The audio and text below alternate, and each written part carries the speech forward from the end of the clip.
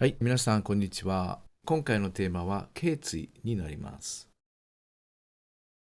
まずですね、頸椎は、第一頸椎と第二頸椎がですね、独特な形をしていますので、まず第一頸椎から見ていきましょう。第一頸椎は、椎体がなくですね、このように環状、輪のような形をしていますので、貫椎というふうに言います。前方に四突起が見えてますが、その四突起がですね、後方に移動しないように貫椎、横靭帯というので止めています。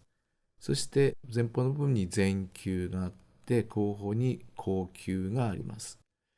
貫椎にはですね、極突起がありませんが、後方の部分に後結節、あるいは前方の部分に前結節があります。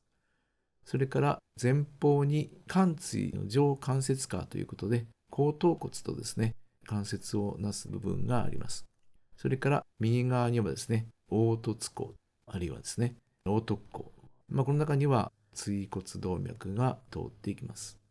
貫椎横靭帯の後方には脊髄が位置します。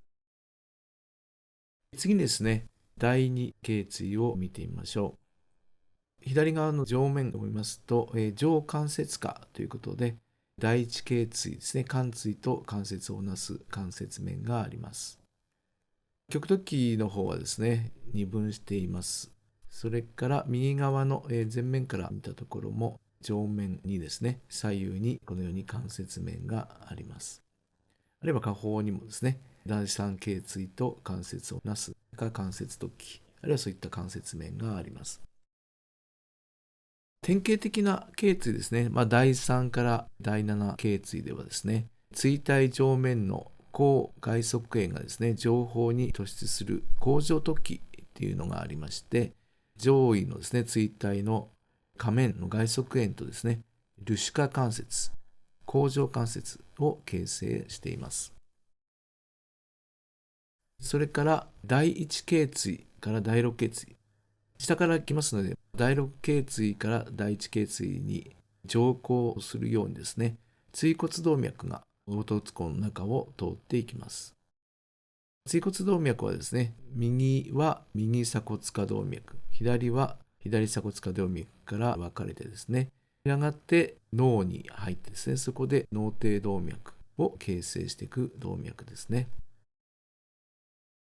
はい。それから典型的なですね、頸椎を見てみましたが、多くの場合ですね、第2から第6頸椎の極突起の先端は二分しています。2つに分かれています。この間をですね、後靭帯が上下に走っています。なおですね、第6頸椎ではこの二分が不明瞭なことがありまして、第7頸椎に至っては二分していない状況になります。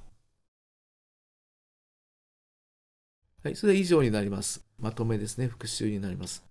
貫椎には椎体がありません。軸椎には、上関節面があって、上のですね、貫椎と関節をなします。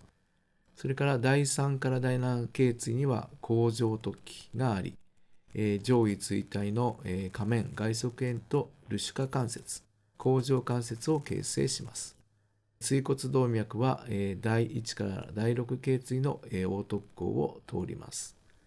第2から第6頸椎の極突起は、二分していますが、第7頸椎の極突起の、先端は二分していません。以上になります。